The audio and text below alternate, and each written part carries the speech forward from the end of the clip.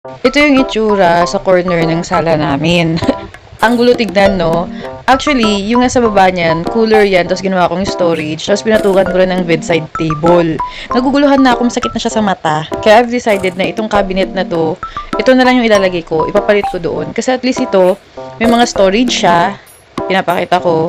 Diyan pwedeng ilagay yung mga ibang anik-anik ng nanay ko na mahilig niyang ipatong-patong. Dito ko na lang din ipapatong yung modem, saka yung landline. Para lang, di ba, para malinis. Tapos ito na yung itsura niya. Happy naman ako. Ang happy ko talaga dito, seryoso. Kasi diba, mas maayos na siya tignan. Mas clean na tignan. Hindi na masakit sa mata. Hindi na nakaka-stress. Tapos ang ganda. Ang ganda nito, no? Kaya gusto ko tong cabinet na ito. Nakakatuwa lang. Very affordable nga to eh. Wala lang, share ko lang yung achievement ko.